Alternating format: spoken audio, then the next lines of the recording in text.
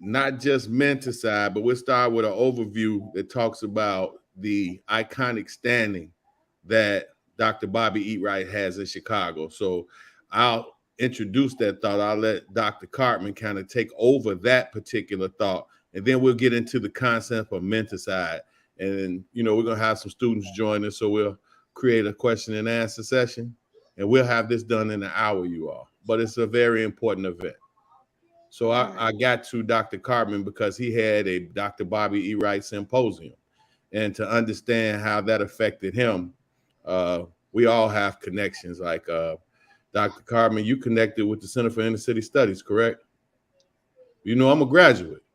So in that regard, I'm a graduate. So, I was one of Jay Carruthers' last class. So we are tied in to this whole space. And when I saw that the young man pulled off a symposium, and I saw the folks that were there, right? That was very important. So I wanted to reach out to him to make sure that we could connect and do what I consider to be a follow-up.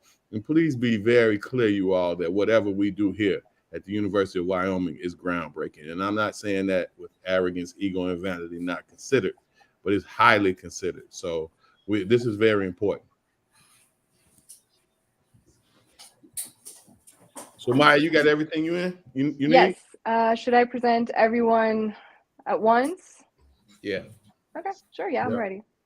Hold on a second. Dr. Petrie looks like he's having some technical difficulties.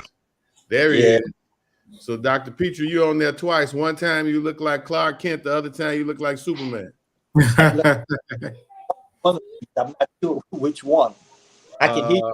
I see you put the cape on. Look like you just put the cape on. Yeah, I'm about to see if I can hear. Can you hear us? Yeah, I can. Okay, you going in and out a little bit on the video. I mean, on audio, so know that. Oh, brother, it's buffering again. Is that you? Yeah, that's him. That's him? Oh. And he's frozen. Uh-oh. It's always interesting. And we live right now, right? Are we close to being live? Toby, you ready? Oh, okay. Yep, we're live. And Dr. Petrie, if your mic or your camera keeps continuing to lag, just go ahead and turn the camera off and use only your microphone, and that might help a little bit. All right. So if we're live, I guess I can start. Go right ahead. All right. Hello, everyone. We're live on LinkedIn, YouTube, Twitter, and Facebook. I want to welcome everyone to the final event of this year's Black History Month, entitled Examining Contemporary Psychological Trauma, Revisiting Dr. Bobby E. Wright's Mentacide. My name is Maya Tsogonana. I'm a graduate student from France at the University of Wyoming. I major in American Studies, and I work with Dr. Dixon as his teaching and research assistant. Today, I have the honor of introducing our panelists. First of all, Dr. Danielle Davis. He's an associate professor at the Department of Social and Behavioral Sciences at Kennedy King College. Secondly, we have Dr. Wright, who is the current president of the Chicago Association of Black Psychologists and curator of a directory of Black mental health providers. Third, we have Dr. Abul Petrie. He's a professor and chair of the Department of Africana Studies at the San Francisco State University, His research areas are, among others, critical educational theory, Africana leadership studies, and social justice leadership. And lastly, we have Dr. Frederick Douglass Dixon. He's a lifelong resident of Chicago, a second-generation educator, historian, and community advocate, and he directs the University of Wyoming's Black Studies Center. Thank you, Maya.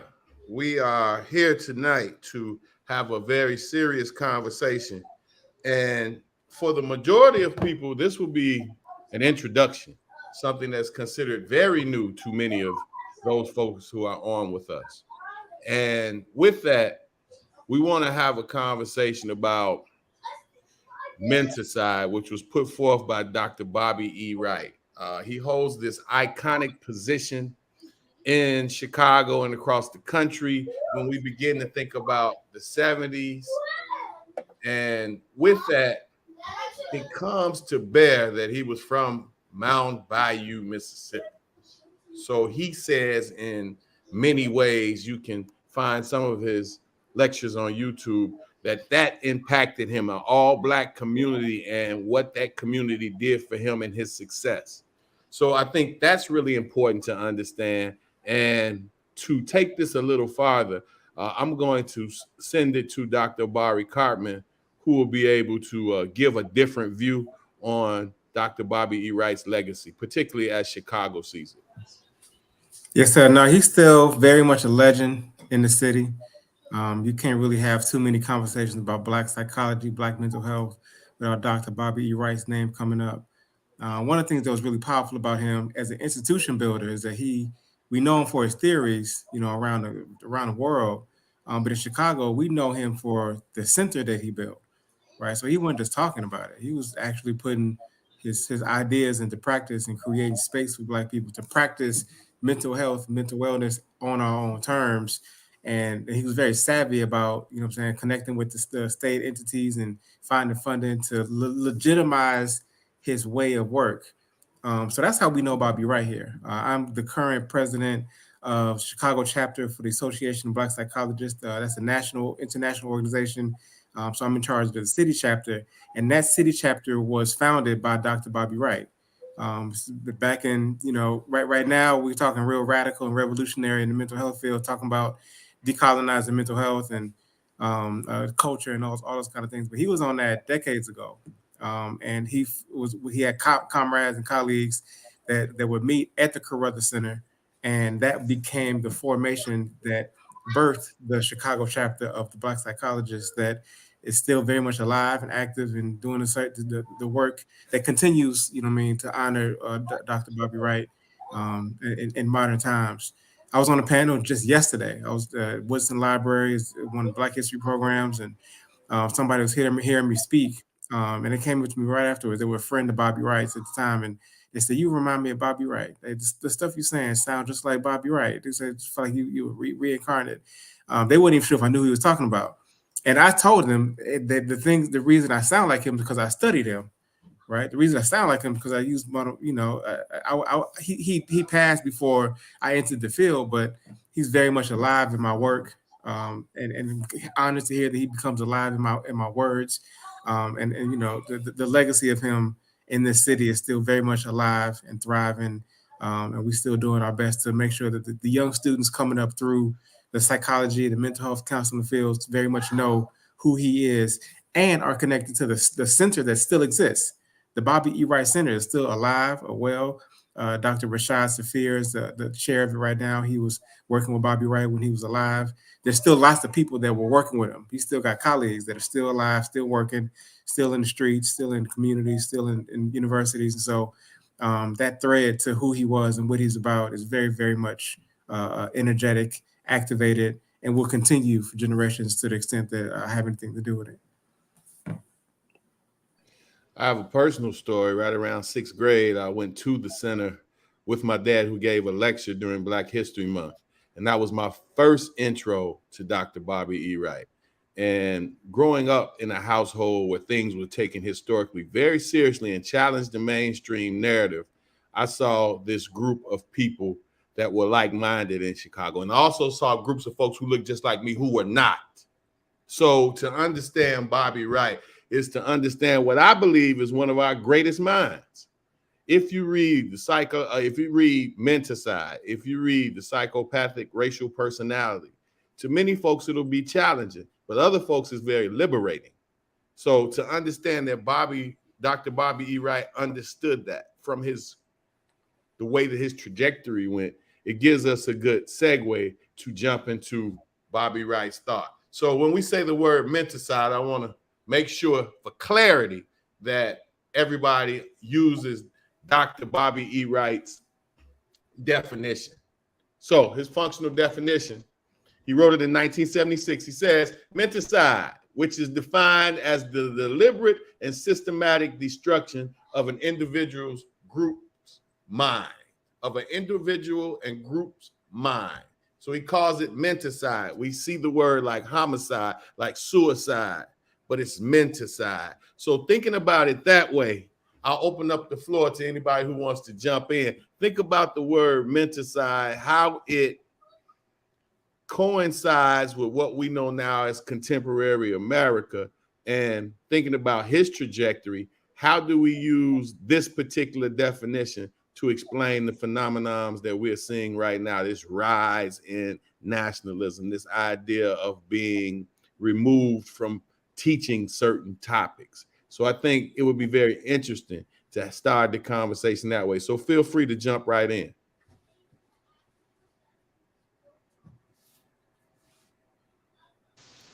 All right. So thank you, Dr. Dixon, for the invitation, and to the other panelists. It's an honor to be here with all of you. Yes, sir. When I think of Dr. Wright's work on Mentacide, it reminds me a lot of the words of Malcolm X, who raised the question, who taught you to hate yourself, speaking to Black people, from the top of your head to the sole of your feet. And what Malcolm was relaying to was what you see all throughout the article on Mentacide, is this component of miseducation. And so when I think of the term Mentacide in its current state, and I look at the trajectory of Black people, it brings me back to this question of Carter G. Woodson. Carter G. Woodson raised the point that the same people who were oppressing Black people now control their education. So if you go in public schools throughout America, you have the challenge of what you see in Florida with the AP African American Studies course. But even more so, there's still voices that are left out of the conversation when we're talking about the true education and liberation of a people and a world. So Dr. Wright was laying a foundation for many of the conversations that we have here. So go back to Malcolm. Malcolm said, who taught you to hate yourself? So when you see what the brothers did to Tyree Nichols, then we begin to see this kind of self-hatred that has been internalized because we've been in schools that teach a form of, or teach, if you will, this notion of white supremacy. So when you come out, even though you're Black, you still train to see whites as the superior people. That's a part of that Mentacide. And I'm gonna stop here, but there are different levels to it. So there are silent weapons today. In the 1970s, I'm sure they had some, but you don't have the same kind of weapons that are used today on the mind. So if I can create an image of Black people and sell that image and make billions of dollars off that image and create what some people would call Negro culture and sell it to the youth, and then the youth pick that culture up but have not deconstructed the power of who they really are, because they're not getting it in school. They may not be getting it in spiritual places. So now they have a mask on. And in that mask, they never realize their true power. And so that's a part of that Mentacide. So again, there are various forces that we're fighting with today, school being number one. And so, I'll stop there and hear what some of the other panelists have to say. Feel free to jump right in. Yeah, I second that. Well said. As a African American studies or Africana studies, educator, I always tell my classes that the goal of this work is not, or I always tell them that contrary to popular belief from the outside, this semester isn't going to just be about necessarily bashing white people or bashing the white man. It's going to be about correcting or working on your reflection in the mirror, right? Your brain, your own self. The biggest hurdle that we have now is getting over that Mentacide or what has been put on you, right? So a lot of the internal reflection, I feel that this work and his work is foundational really to the mission of Black studies or Africana studies. So, and what do I mean by that even deeper? So we talk about in class and in this discipline what has happened, how this Mentacide was put on Black people historically. We definitely have to get into that. But now in the modern sense, right, in the modern times, right now today, is it so much the system still putting it on us, or is it us kind of acting as a self-functioning machine, continuing perpetuating what's been done to us historically? So I feel that through education and through more of a concerted effort within ourselves, we don't need outside resources as much anymore. We don't need outside authorities anymore to do it. We can do it within ourselves and take control of educating our children, educating our communities, instilling that pride and self-worth, and reversing some of that Mentacide that's been put on us. So again, I feel that work, or this work, is foundational and centered to my work as an Africana Studies professor. No, I appreciate everything the brothers are saying. I'm worried that the work before us is even more daunting than Brother Davis describes it. We haven't even gotten to the place where we are aware that Mentacide is happening to correct it, in large part. The system's so sophisticated, they're so slick, they have practiced this so well that they have embedded the Mentacide in things that we think we enjoy. And so now when it tastes good, when it sounds good, when it feels good, and now come in like, no, let me disrupt this. The people, as you're saying, will fight to hold on to these things that are causing the Mentacide in their daily practices, in their entertainment, in the food. Everything about who we are has been so thoroughly, that the Mentacide worked. That's the sad part. It worked. And part of it working was it happening so deeply that we can't even see it. And now we got people trying to help bring light to it. And then we will fight ourselves to hold on to those things that are doing damage to our minds and the minds of our children. Right. So it's even worse. It's, it's so much work. Like we up a mighty hill, which really means that we have a vicious, relentless oppressor, like our enemy. We can't underestimate our enemy. Right. We get a little too comfortable sometimes. We think that, we've made some advancements and we forget how shrewd this oppressor is. And ain't talking about all white people at this point. It's worse than that. We're talking about Black people on some end. We're talking about the Tyree Nichols example of that. And so it's so important to me that Bobby Wright was in the mental health world. Like him coming at this through psychology was really instrumental, particularly now when there's a mental health movement. Everybody's talking about going to therapy. That we're reducing the stigma, and there's a lot of money and funding going towards mental wellness. But it is still not addressing what Bobby Wright instructed us to think about, which is not just coping and managing, but identifying that the system is sick, that the people that are administering the medicine, so-called, are psychopaths, and that we have to do our own work to create our own avenues, institutions to rebuild, restore, to protect. And that's active, ongoing. Like we're gonna make a little advancement, and then we got to expect opposition to that. They ain't gonna be like, all right, fine. They dealing, they restoring, they building their kids back up. They will find another way then to still get into the minds of our young people. Active, ongoing oppression, active, ongoing warfare. That's why the Mentacide work is so powerful, because it really make you think about genocide. It really make you think about, in his definition, there's deliberate, intentional, right, impacts. We're saying our kids are under attack, and if we can't just protect them. We have to stop the attack from happening in order to be able to have enough breathing room to be able to teach them what they really need to know. And that's not wellness. That's not, we in the wellness world talking about healing and feeling better. Bobby Wright said it ain't gonna feel good all the time, right? Therapy ain't just about, self-care and relaxing and breathing. Part of this is active freedom fighting. We got a liberation movement. We got to bang against systems.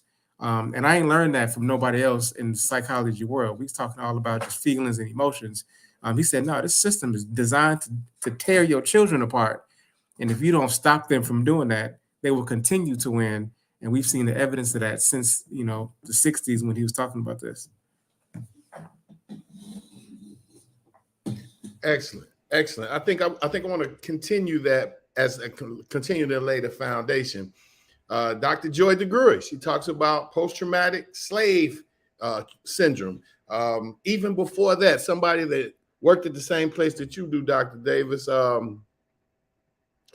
he always talked about it as histriosis, that we had this sickness from our history here in the wilderness of the United States. And I think about education. Let's kind of parcel that out, particularly in education. We talked about the importance of Dr. Carter G. Woodson. I think that there's no better example. But I think about it in a way of, like the Honorable Minister Louis Farrakhan has said on many occasions, it's like taking a picture. Bam, bam, bam, bam. Those are 4 different pictures. Naturally, when you see a picture that's developed, who do you look for? You look for yourself. And when you can't find yourself, then you're forced to look to someone else. And Dr. Carmen, you mentioned it, and Dr. Petrie mentioned it, this idea of using physical features to place upon them moral values.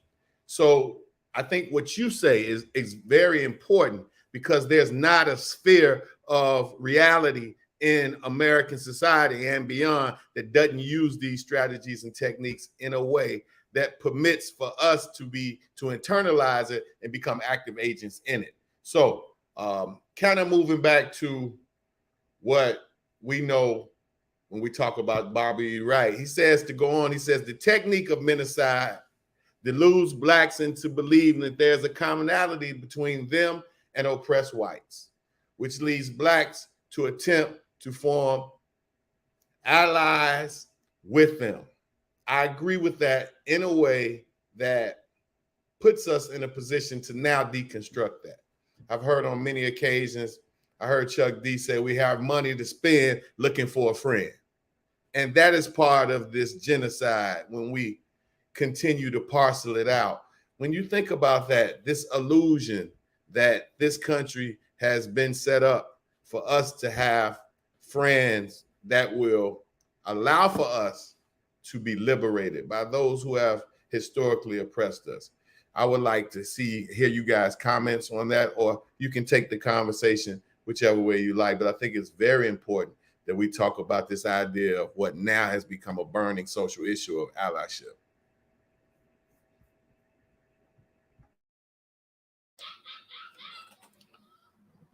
That's something that I struggle with as a activist, educator, as a thinker, right?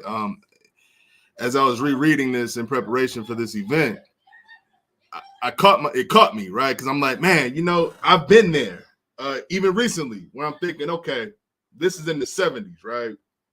And I'm trying to contextualize this work and thinking, all right, in the 70s, how much different is society now than it was then in reality? Now, we know the surface level BS, right? But in reality, how much different is society now?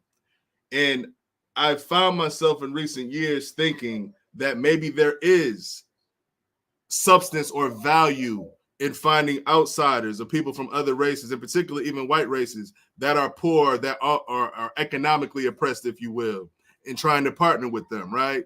And I run into this wall, right? And I think that logically it makes perfect sense. When we think about who was oppressing us historically, was it poor whites? Yes. But who's the power structure now? Is it poor whites?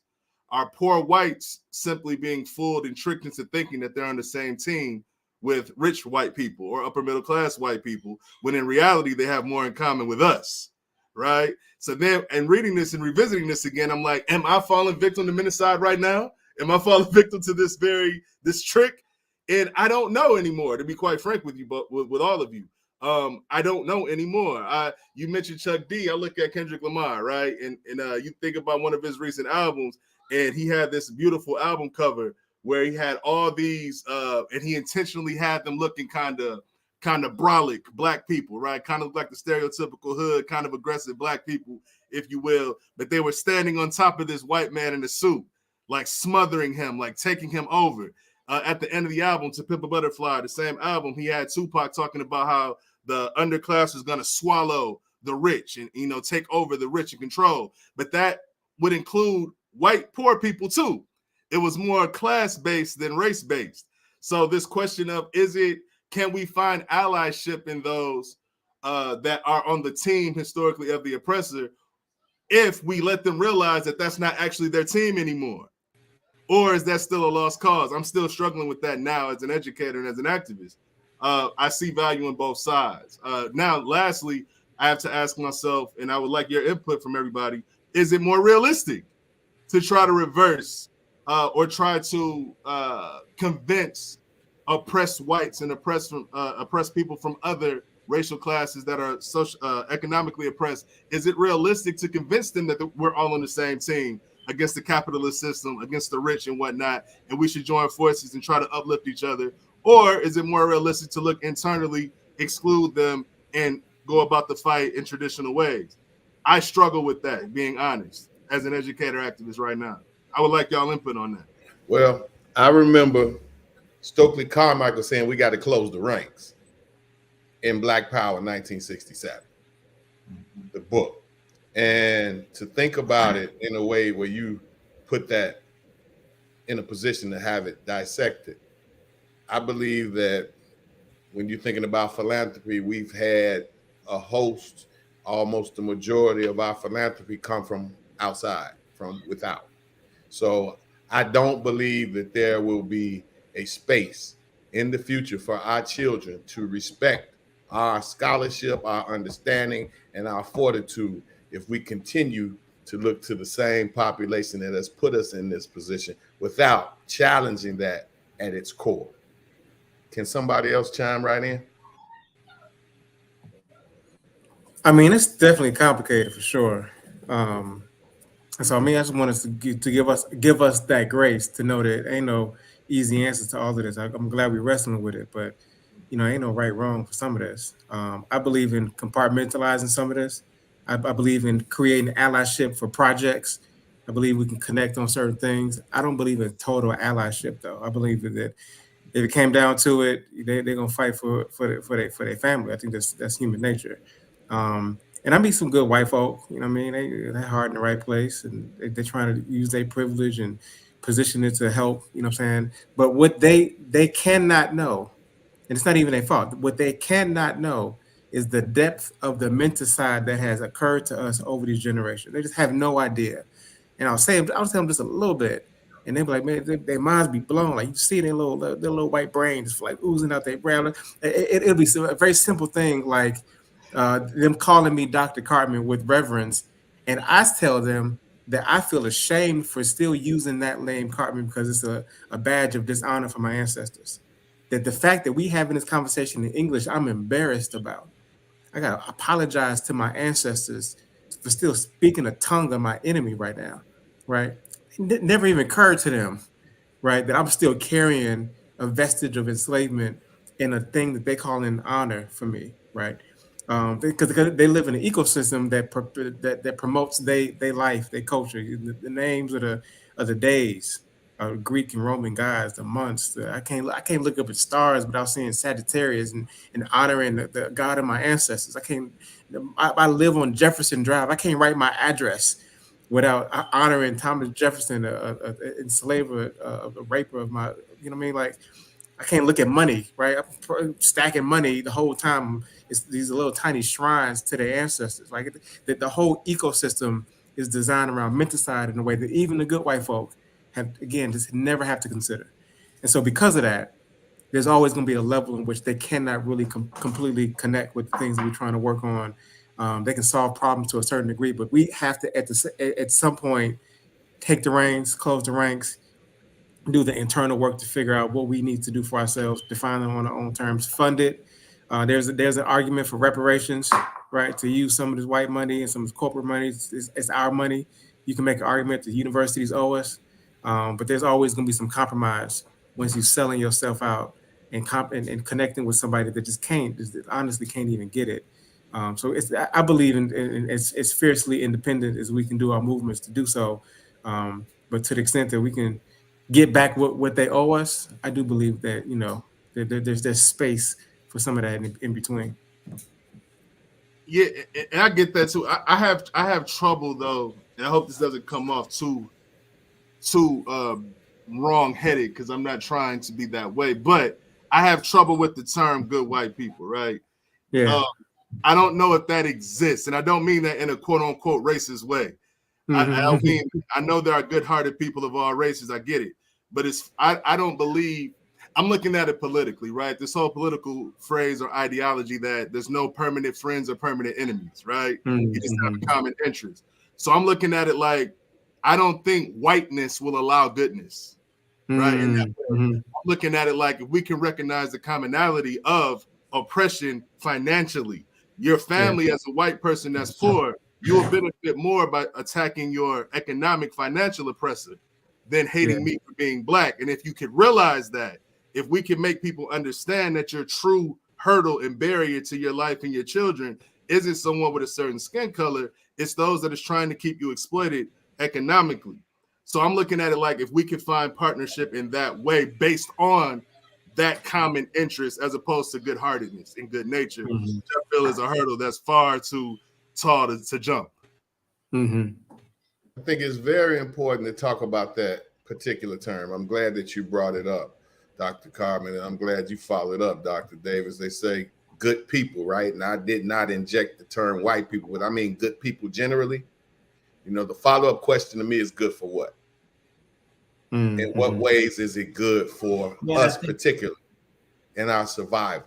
How you define our existence, right? So I believe that that's a great place that literally would take a conversation just like we're having around Bobby Wright. And I think this in itself shows just how the layered nuance of Mentacide creates these conversations that we should be having all the time. Go right ahead, Dr. Petrie.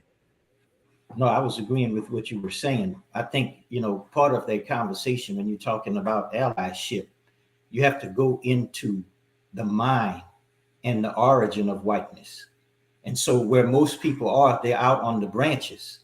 And when we get into the origin of whiteness, where did it originate? What was its purpose? How long is it supposed to last? If we understand the answers to these questions, then we have a better understanding of how allyship would work. The challenge is sometimes when truth is present, because of the Mentacide that we're under, we will have a tendency to reject that truth and accept what our oppressors have given us. See, the problem of Black people and the problem of the world, but in particular Black people, in my opinion, based on my studies, is a divine problem. So you can't solve a divine problem with academic scholarship per se. You got to have something else much more powerful than your enemy. So when you look at work like James Cone, and he talks about liberation theology, and God is on the side of the oppressed. So if God is on the side of the oppressed, is he bringing an army? Is he bringing an atomic bomb? Is he bringing knowledge? And if he's bringing knowledge, how does that knowledge get disseminated that it begins to disrupt the psychology of white supremacy and Black inferiority? So now when you hear that message, you may not like it, even though we might claim that we, African-centered, we might disagree with it. Why? Because it decenters and deconstructs and disrupts all of the different venues that we've come to be trained in. So we deal with theories, right? We deal with theories. But when you get into this concept of what a theory is, a theory comes out of the term theos. Theos means a view like God. So how do you break the white mind? What knowledge do you need to break that mind? What truth do you need to make white people begin now to reflect on? And after a certain point, they don't even want their own white systems. At that point, then maybe now you're ready to form that allyship. But that comes through a deconstruction. That comes through a body of knowledge. So we're dealing with Mentacide, but if you go back and you look at some of what was written in that article, it talks about the nature, right? They mention the nature in that article. So here is a person that's putting you on television. Say you're the greatest ball player in the world, and you're excited to play the ball. You dunk it. They got you on TV. So tell me what was happening when you were driving to the goal? And the people excited about that. They thinking, oh, wow, black people doing something. That's part of the Mentacide, because the owner is sitting in the box. So you can make $300 million. You can make $500 million. You can make $1 billion. You still working within a system. As the brother Dr. Cartman said, you're still within a system. And from within that system creates a way like the matrix. It perpetuates itself. And then when you get people speaking outside of the box of that system, they become a threat. And this is what you find when you study the prophets and the messengers.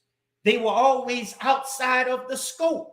This is why they were even rejected by their own people, because they had a Mentacide prophet.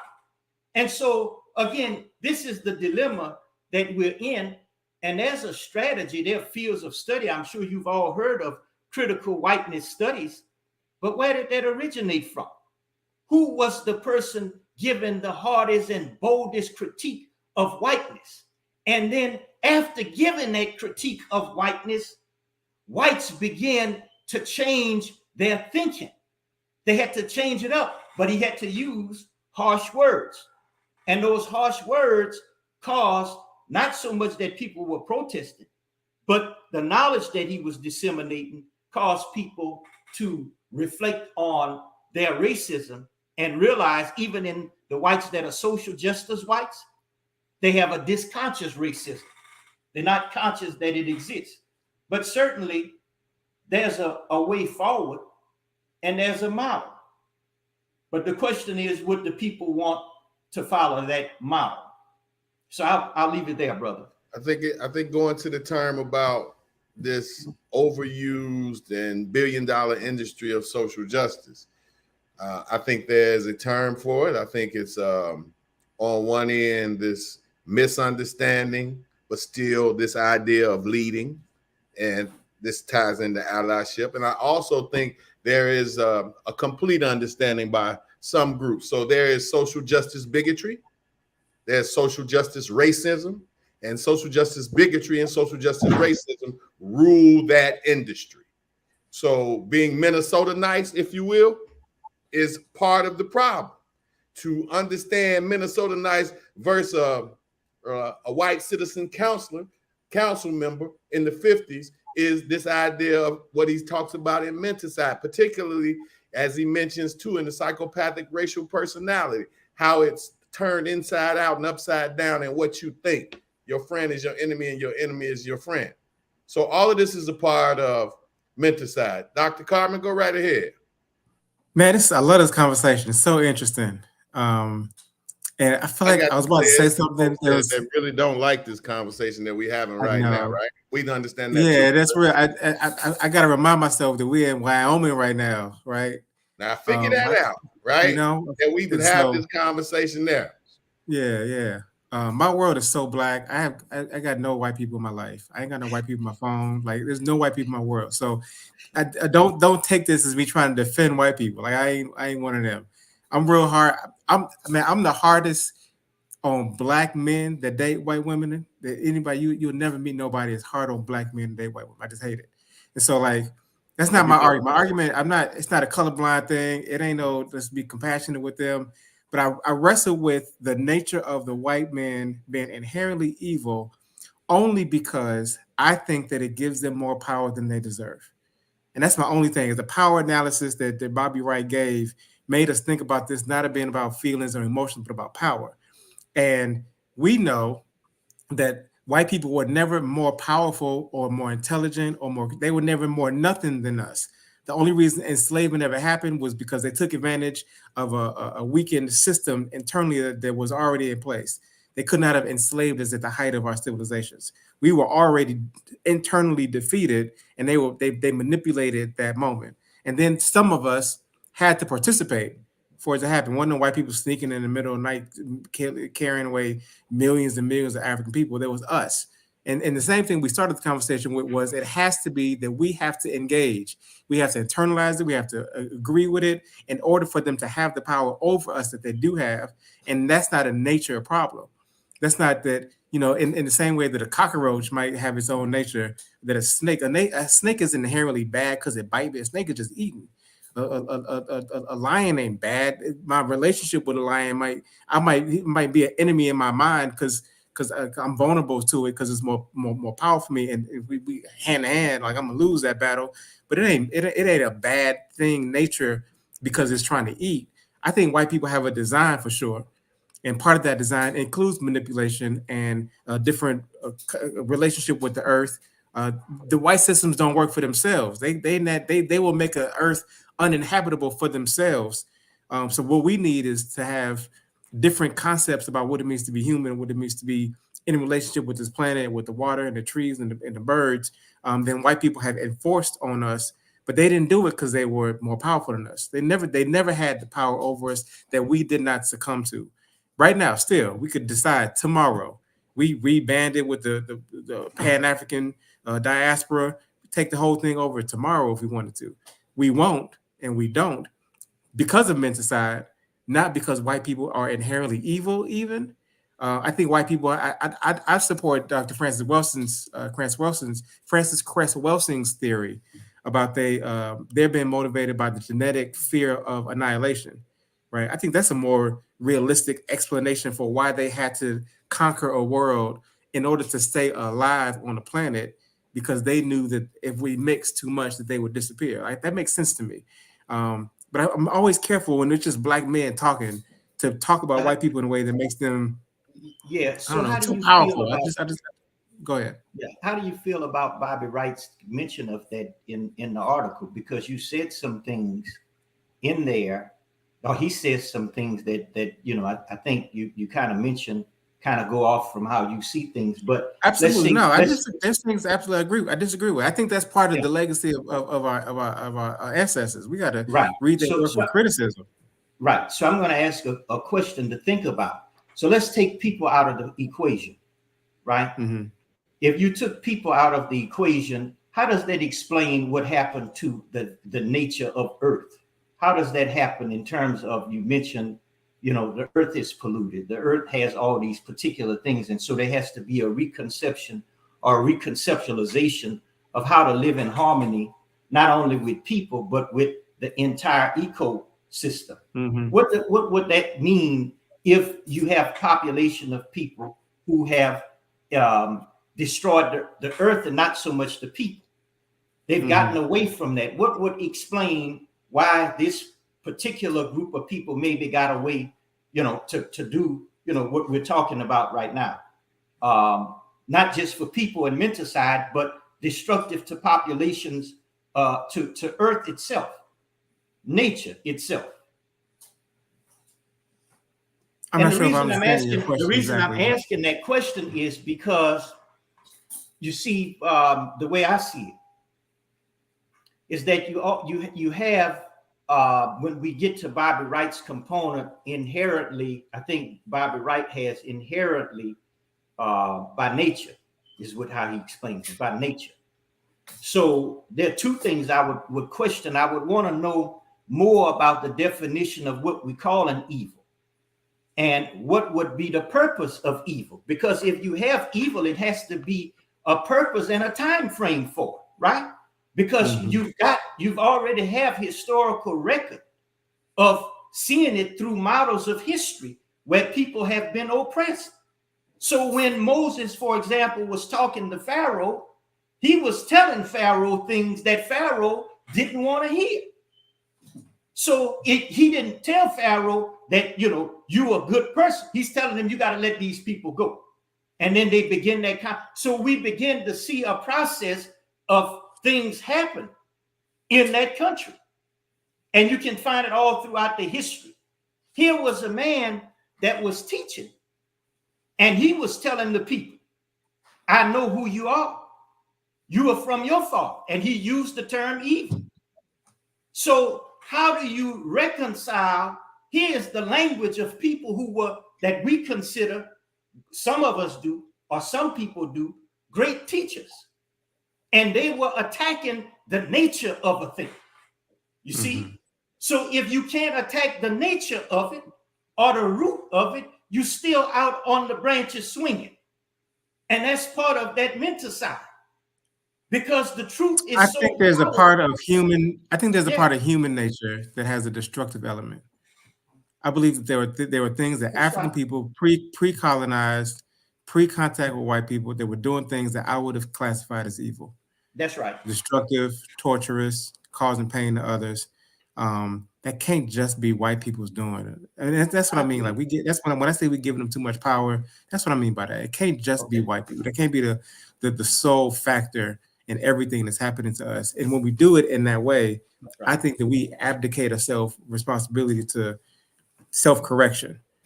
They can think, they can do, they can believe whatever they want. It's the power that they have over us that I have a problem with. They can call us, ends and dumb and criminals. You kill us, what they call it. They call us. My son's in the room. I got 2 boys right here. It is my responsibility to make sure my sons know who they are in the world. And they might beat out, contact somebody that's gonna call them ignorant, call them dumb, call them lazy, and they're gonna look at them like they're crazy. Because they know my dad told me who I was. I already have a foundation of who I am. That's my responsibility for those boys. And white people can say and do whatever they want. It's my responsibility for them to be able to deflect it like a flea. It's nothing. I think they're gonna think that somebody crazy when they say them something other than what I have already taught them who they are. It's my job. I can't blame white people for that. I can talk about the music and the media and the school system. I can talk about all of that. At a certain point, what matters more to me is the power I have and the power we cultivate when we organize and do what we're supposed to do based on our nature. And then when we do that, their impact, their influence, their ability to have a strategy of Mentacide weakens because we grow, not because they change their mind. That ain't gonna happen. So I mean, it's a power for me. It's a power. The center of power has to be us. I like that point about the human nature piece that you brought out. That you've got to look at this kind of like duality, and that gets you into another segment of looking internally. Absolutely. To see yeah. How does that, as you mentioned, give birth to? You see, because then now you get into some other historical pieces that, just think of how a small population of people could rule the masses of people. If the population on the earth is made up of mostly people of so-called color, but yet they're ruled by a minority. But at the same time, as you mentioned before, what kind of knowledge would they have in order to keep their rule? And that's the part where that Mentacide is so significant, because it demonstrates or it highlights, like, for example, in this paper, it deals with divide and conquer, right? That was one of the major pieces in that paper. So if you can divide a people, then you can conquer a people. And if we look historically, this has been one of the main strategies that was given the people of European descent of how they've been able to rule people all over the world. That's exactly my point. I don't think that white people were ever powerful enough to divide us. I think that we divided ourselves and they took advantage of that. They couldn't. I don't think they could do it. I think we can divide ourselves. We that powerful. We can carve up tribes and ethnic groups. Right now, I'm in a city where we used to divide between the South Side and the West Side. The young people dividing block by block. We got that kind of power, and white people will exploit it. I don't think they've ever been as powerful as they describe. Dr. Carmen, there's I want to agree with brother, but let me take this point, just this last point. I want to go to Malcolm's point. This is history, right? So Malcolm gave 3 perspectives or 3 an example of the division. And he used it like this. He said you have house Negroes and you have field Negroes. He says the house Negroes are the people that live close to the master. So when the master's house is on fire, they say, Master, our house is on fire. You got field Negroes who out in the field, when they see the master house on fire, they want gas to pour it on his house. So that division is a division that's created by the people that rule. And there were Africans in the house. There were poison in the food. They had some that were doing that, but I'm giving this analogy. Now I'm giving this analogy to show historically the divide and conquer. So if you go to places like Louisiana, right? I can tell you, I'm looking at it in the Louisiana history textbook. This is not me saying it, this is the textbook saying it. And in Louisiana history, you will find that Black people were divided into religion based on their skin color. So if you were light-skinned Black, if it's Louisiana history textbook, I don't have the name of it in front of me, but I can get it to you. We got it. Yeah. But they divided, this is a fact, they divided Black people according to skin tone. If you were light-skinned Black, you were made Catholic. If you were dark-skinned Black, you were made Baptist. And when we grew up, we worked in the fields. We worked in the agricultural fields. And the Catholic Church owned the fields. And when we got there, some of us were picking tomatoes, some of us were picking bell peppers. At the end of the day, those of us who were picking the tomatoes, we were getting less money because the tomatoes were heavier to carry. At the end of the day, when we came together as a group, those who were lighter skinned had more money because they were picking the bell peppers. And then later we discovered that those who were lighter were Catholic. So that was one of the ways that they would keep us divided. And we never would have any kind of unity as a group that we would call a Black Friday or Black Monday, and everybody would get together around a common cause. So part of what Bobby Wright is saying in here, in this strategy, Paulo Freire talks about it in his book, Pedagogy of the Oppressed, that if you look at the ability of European people to rule is rooted in one thing, their ability to divide and conquer. That's their attempt to divide and conquer. I'm clear on the strategy. Right. I'm saying the strategy is only impactful, only effective if we allow them to let that happen. They can make a suggestion, they could create a policy. We get to decide whether or not we allow that to be the truth of our reality in our community. And it still is. Colorism is a thing. I'm saying that we can make that decision to say, no, that's not what we did. And I believe that while that was happening, there were those of us that were crossing lines.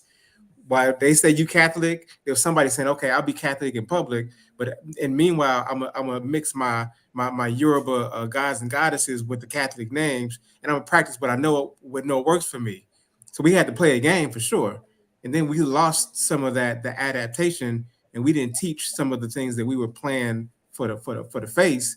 But I think that underneath there's a Black story that's always meant that we've stuck together. I don't think we would be here. This four of us would not be in this moment if there was not a spirit of communalism that held us together despite the attempts to keep us separate. I believe they have a strategy and the intention to divide us. I don't think they're powerful enough to actually do it without our consent. That's my position. Let me pivot to the last piece because, our time is running out because this is so erudite, the conversation. Thinking about the term post-racial. Thinking about how we got that term post-racial, meaning Barack Obama. And then the response to that comes out through Make America Great Again.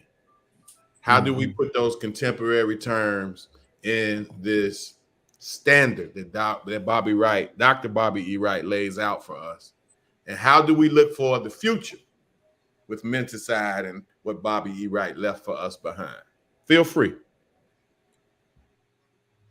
Well, the comment I was going to make kind of bleeds into this to respond to your new question.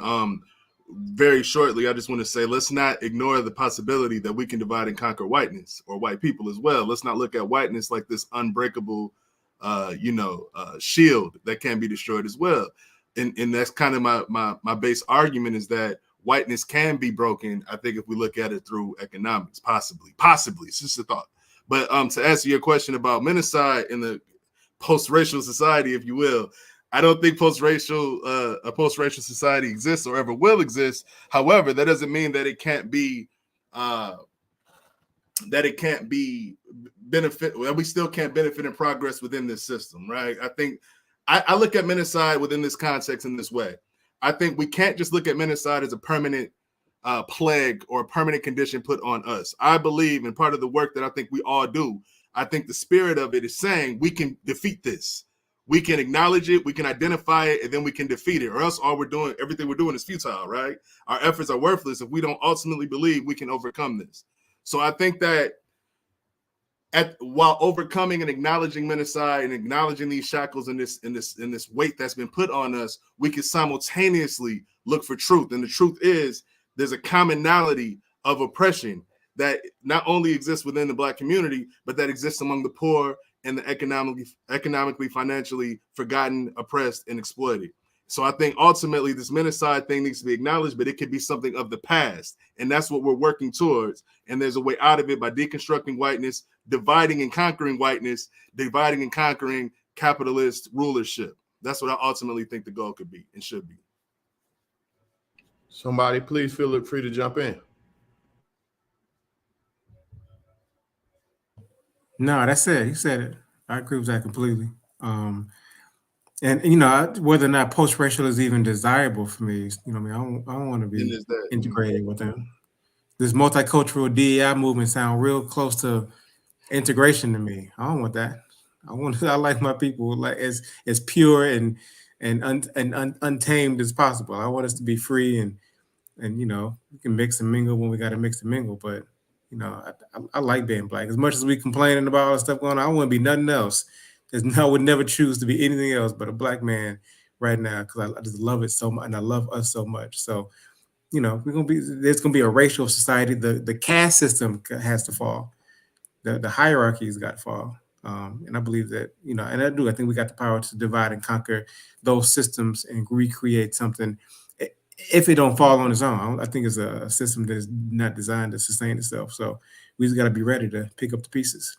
We the fathers of the planet. We the parents of the planet, right? And that they are children. They should be learning from us how to create systems that are sustainable and equitable and make sure that people are cared for. So we just got to stand up and take that position, you know, and to combat the Mentacide in order to do that is a very thorough process. It can't be no surface. It can't be no, overnight.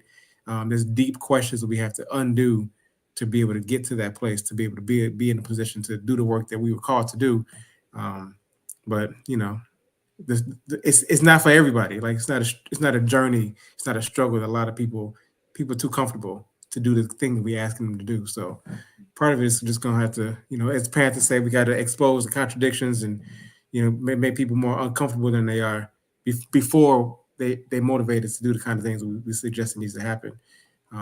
You know, and whether I see it happening anytime soon is you know, it's kind of depends on what happens next. Right? I think we're in a moment when we're gonna see some big shifts. I think we spiritually, astrologically, everybody's talking about big shifts coming.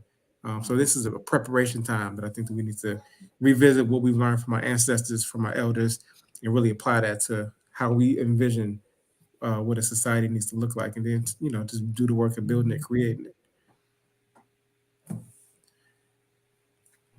So I was once told by a very wise person that nothing lasts forever. And when I think of that particular thought, I agree that there are things in progress right now that are in motion now that are going to shift the major dynamics that we think are so concretized, because I do believe the sun is setting on white supremacy over the darker people of the planet. Right. And the time has come. And again, nothing lasts forever. Before we close out, any last thoughts? Let's go around, make sure everybody has their last thoughts. And again, to honor Bobby Wright, I want to thank you, Dr. Carmen, because you inspired me. Like coming out to that, it inspired me. And then when I contacted you, like, well, you was there? I was like, absolutely, I was there. Like that inspired this conversation, which takes me back to being in 6th grade when I met Bobby Wright and still feel that inspiration. Nice. Last words, anybody? Dr. Petrie, seems like you had a few last words there, good brother. I did. I was going to say, no, I was going to piggy on the conversation that you all were having, that time lends itself toward justice. So time is bringing about justice. That was the point that I was going to make. And the last thing that I was going to say, I enjoyed this conversation. I wanted to kind of touch on, we didn't get into it, but I like the piece in the article that dealt with the education of women. And I think this is very significant because he says no people are ever elevated above the condition of their females. The mother determines the condition of the child. And so that is a key component to breaking menticide. So thank you for the conversation, and thank you all brothers as well for your points here today. Thank you. But the messenger himself said, if you want to judge any civilization, look no further than this woman. Dr. Davis, last thoughts? I just want to thank you all, man. This was cool. It's always too short, right? It's always too quick. Yeah, that's right. Right. But nah, man, this was great, man. And I think the worst part of this that I have played a part in is we didn't inject the students' thoughts. So I'll deconstruct this with them. And if it's okay with you all, with your emails, would it be okay if we forward the questions that way? Are there questions in there? I mean, y'all got a couple minutes? I don't mind if we go. We don't. Questions? We don't. Okay. Yeah, we don't have that time. So that's strictly on me. And it happens to me all the time when the conversation gets thorough. Something I need to work on much better, you all. But I want to thank everybody for coming. Thank you. I think what you did, Dr. Carmen, I think you should revisit it however you deem necessary to make sure that becomes a more of a standard in our community, the Bobby E. Wright, annual symposium. No, that's real. You know what I mean? Like that is needed. So again, thank you all. And I'm only a phone call away. So if I can ever help out, if I can ever be a part of anything that you're doing, I owe you. So please, and I owe our people. In that vein, I want to thank you all again. Thank you, Toby. Thank you, Maya. Thank you, everybody who came out. Absolutely. Appreciate y'all. Can you cut us off, Toby? You guys hold on a second. All right. Is it done, Toby?